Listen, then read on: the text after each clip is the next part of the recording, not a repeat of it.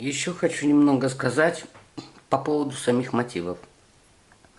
Поскольку у меня связаны они на тонких нитках, в большом мотиве, то есть на самую большую ширину, я в большом мотиве набирала 80 петель, 80 витков. На этом маленьком я набирала 90 вот этих витков. И оказалось, что много. Вот он немного в центре фалдит. Чтобы не забыть, какого размера мотив, лучше всего записывать на бумаге, чтобы потом не потерять. Записывать, сколько витков вы набирали, ну, сколько петель в ракушке, можно и так посчитать. Но можно забыть, сколько воздушных петель вы между ракушками набирали. Вот это лучше записывать. Ну, может, у кого-то память такая есть, что все помнит. Чтобы не заблудиться, какого размера мотив, берем линейку и от центра до конца ракушки измеряем. Вот здесь у меня 7 сантиметров. И 7 сантиметров у меня между штырьками.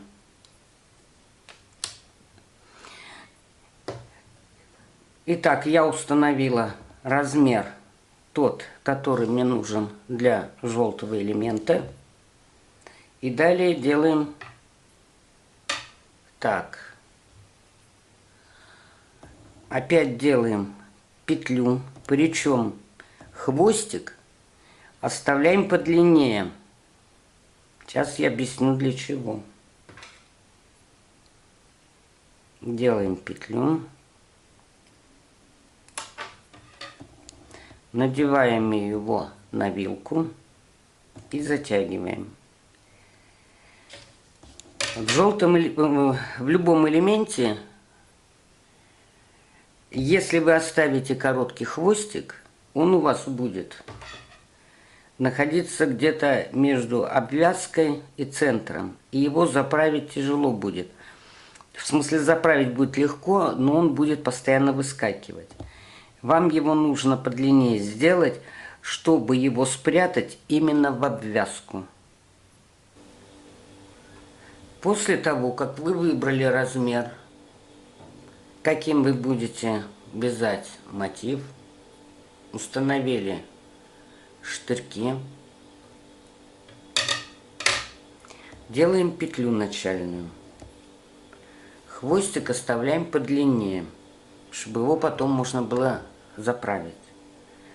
Я делаю петлю, как обычно. Конец нити накладываю сверху и завожу под петлю.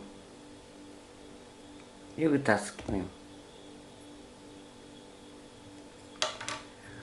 Затем эту петлю надеваю на штырь. И фиксирую для жесткости вилку на такое же расстояние, как внизу. Вот вилка у меня собрана. Размер петли должен быть таким, чтобы узел был посередине.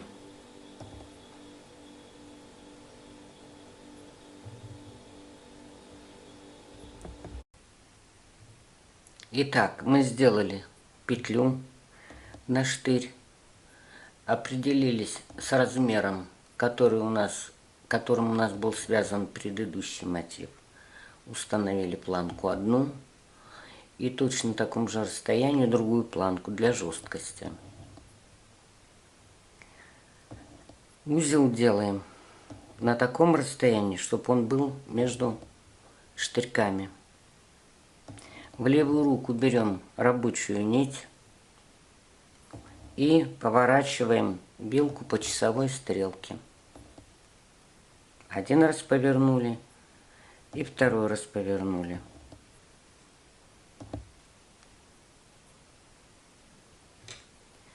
Крючок вводим в виток, вытаскиваем петлю и эту петлю провязываем. Вертикально ставим перед собой крючок, поворачиваем вилку по часовой стрелке, крючок на себя и вводим в виток. Вытащили петлю и 2 петли на крючке провязали вместе.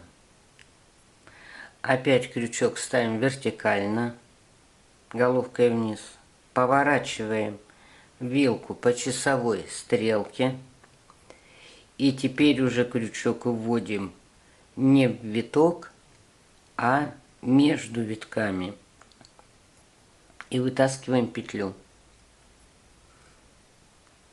Эти 2 петли на крючке провязываем вместе и крючок опускаем вниз головкой. Поворачиваем вилку, крючок вводим под виток с левой стороны, вытаскиваем петлю и 2 петли провязываем вместе. Ставим крючок вертикально, поворачиваем вилку, опускаем на себя крючок, заводим под виток, вытаскиваем петлю и 2 петли провязываем вместе.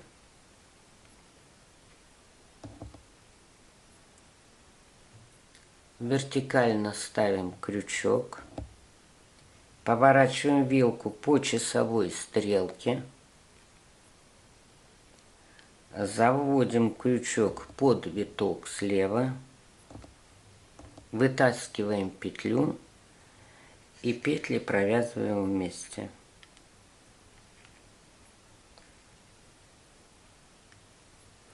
Итак, мы должны набрать столько витков, сколько мы набирали на предыдущий мотив. В данном случае у меня было 90 витков. А вы экспериментируйте, смотрите, сколько вам надо. Свяжите первый образец и уже по нему ориентируйтесь дальше.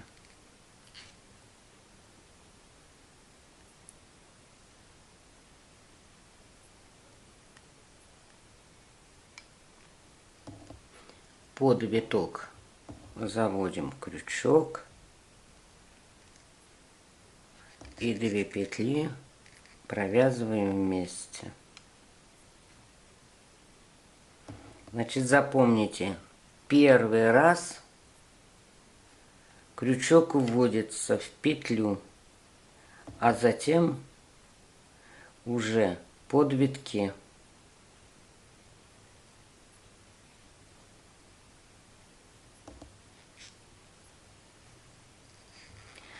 Чтобы витки не разъединять,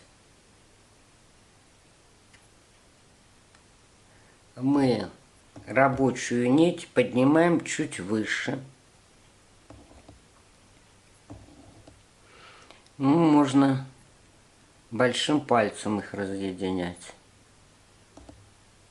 Вот, заводим под виток, вытащили петлю и 2 петли провязали вместе.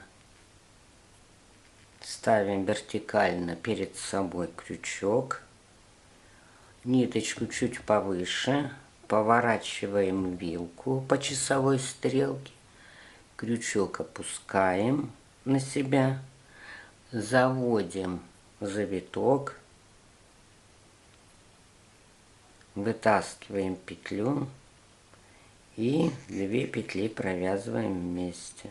Если вы набираете очень много витков, то, отчитав определенное количество, ну, допустим, там 10 или 20, чтобы вам потом их не пересчитывать, возьмите маркеры, вот типа таких, и, отсчитав определенное количество, наденьте маркер.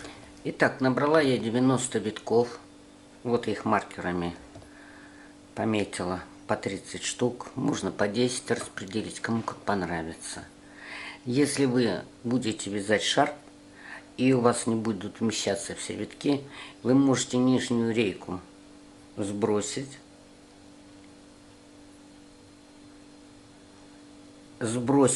витки и планку эту поставить на место. А вот эта центральная полоса тесьма, мы ее вязали простым способом, столбиками без накидов. А в следующий раз я вам покажу более фигурную эту полосу, которая будет еще лучшим украшением мотива. Итак, набрала я 90 витков. Снимаем мы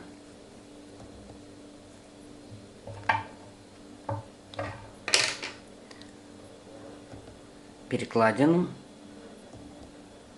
и сбрасываем все это с вилки. Маркеры можно снять.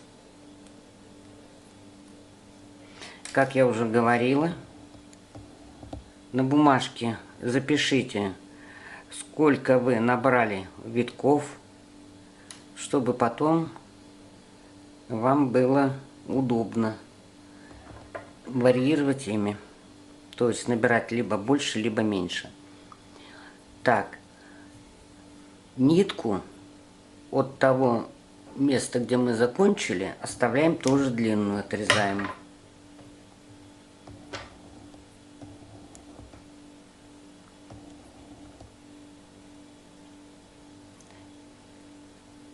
И в последнюю петлю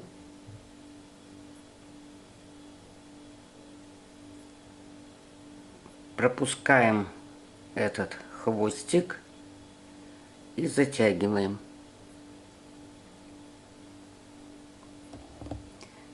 Мы отрезаем тоже длинную нить. Сейчас я вам объясню для чего. От основного клубка.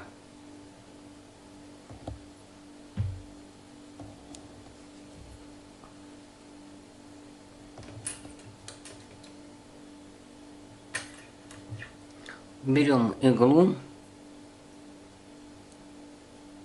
и вставляем нитку в иголку.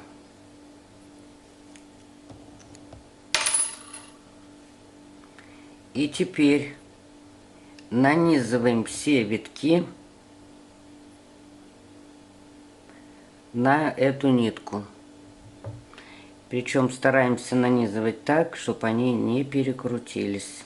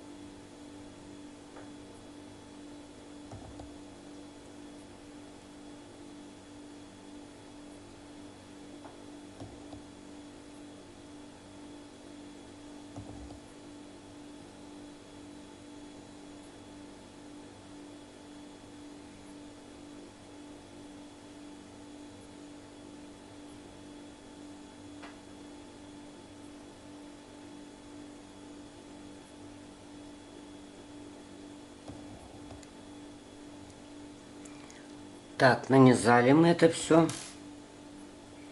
И теперь эту нитку, на которую мы нанизали, мы ее завязываем. Стараемся делать по центру. Вот хвосты соединили и по центру. И теперь мы это все связываем.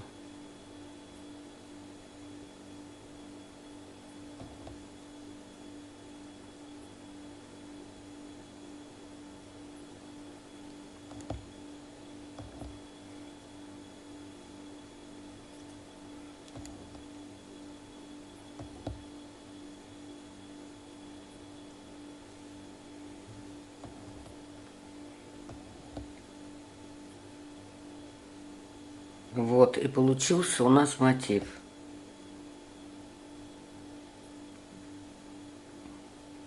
Поскольку, как я говорила уже раньше, я набрала слишком много петель, поэтому надо обязательно вязать образец и смотреть, сколько нужно набирать. Так, теперь поступаем следующим образом. Берем крючок, берем нитку. Я себе записала, что на маленький мотив у меня будет использовано по 5 витков, по 5 этих длинных петель. 2, 5. И начинаем мы их соединять.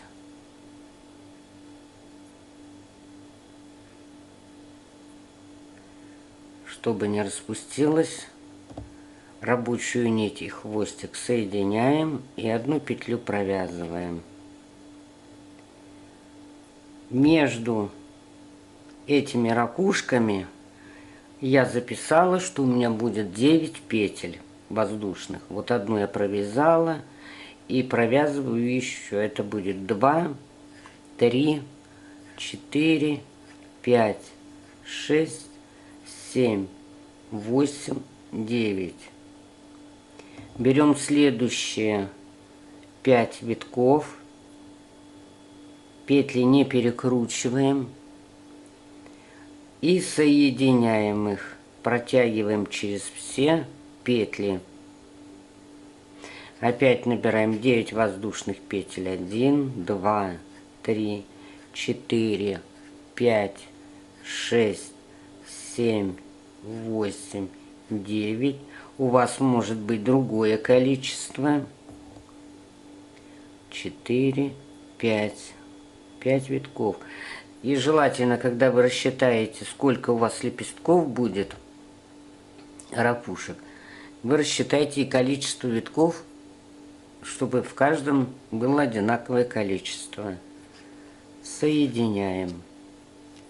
1, 2, 3, 4, 5, 6, 7, 8, 9. И опять на крючок 5 витков набираем и провязываем. И старайтесь, чтобы вы витки не пропустили, чтобы все шли один за другим.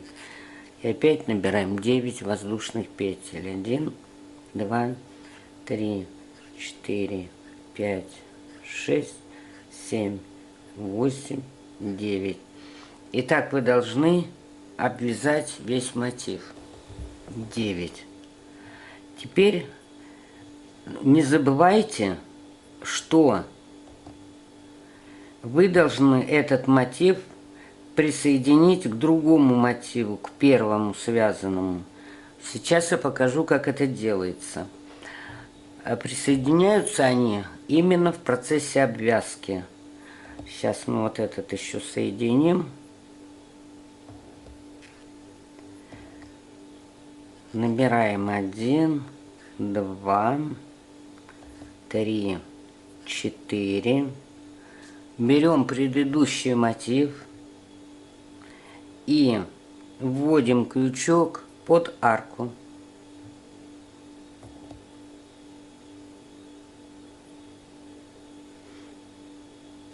И пятая петля у нас получится центр. 5, 6, 7, 8, 9. Соединяем следующие витки. 5 штук. Так, раз, два, один лишний. Провязываем все вместе. И опять набираем 4 воздушные петли. 1, 2, 3, 4. Пятую мы присоединяем под арку. Вывязываем.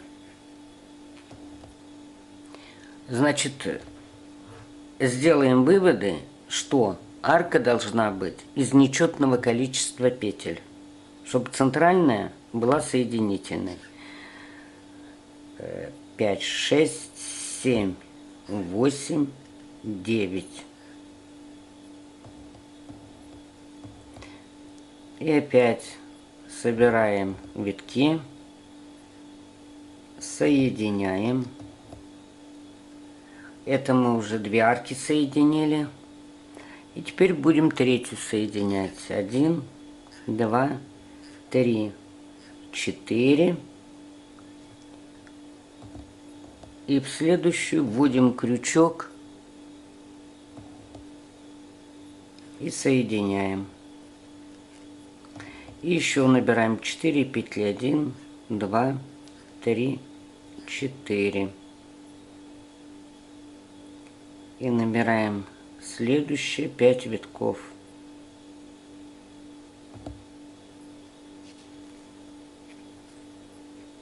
И 9 воздушных петель. 1, 2, 3, 4, 5, 6, 7, 8, 9.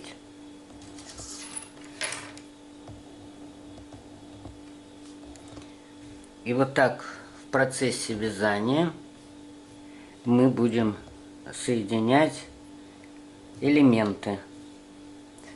Значит, по кругу, то есть когда вы будете вязать для шали, лучше всего соединять только 3 арки. Потому что дальше уже не получится. Следующий элемент, который будет между ними, вы уже укладываете и смотрите. Скорее всего, будут соединяться 3 вот этих и 3 с этой стороны. Если будет большое пространство между ними, то можно на маленьком расстоянии связать, на маленьком расстоянии вилки связать элемент, попробовать один, либо вязать сеткой, то есть определить, сколько воздушных петель здесь будет, и вязать сеткой. Ну и дальше мы продолжаем вязать, обвязывать второй элемент по кругу. Ну вот, обвязала я весь мотив, довязала до конца, и заканчиваем мы его. Вводим под первую ракушку крючок и соединяем и закрепляем. Закончили. Но здесь у нас осталось место еще несоединенное. Что мы делаем?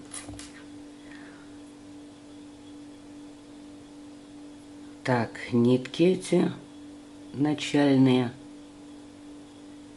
Вот эту большую длинную нитку мы вставляем в иглу.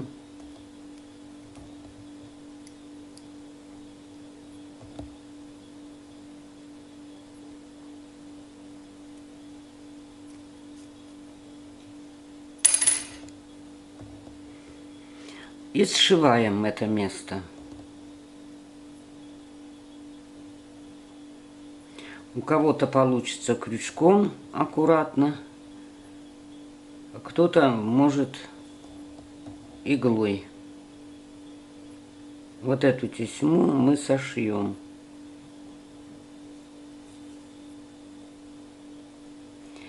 И нитку сразу можно сделать узелок и нитку заправить.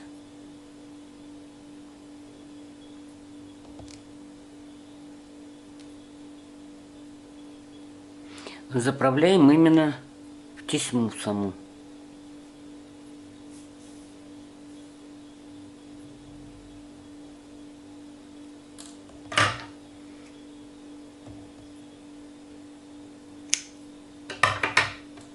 Так, один заправили, сшили.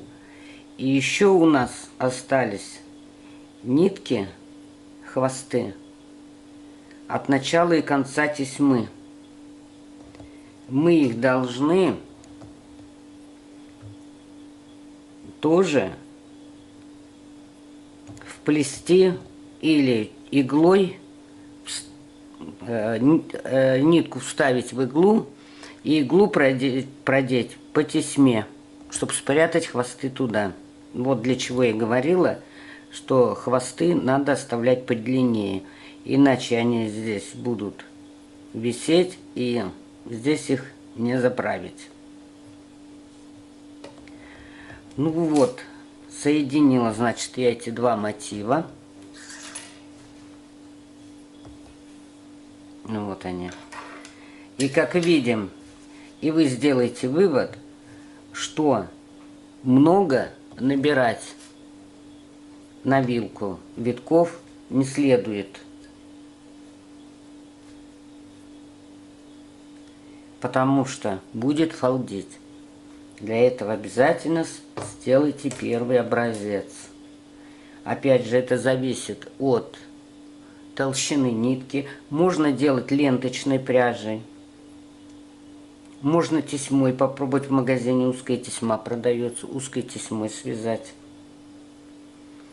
И вот так вот можно сделать шаль. Вот брак у меня. А на большой я набирала, по-моему, по 80 витков. И он лежит хорошо, он не фалдит. Кстати, если будет даже желание, на нитку можно нанизать, если есть возможность, бисер или бусины небольшие, и в процессе вязания их ввязывать в тесьму. И тоже будет как украшение. Всего вам доброго, спасибо за внимание.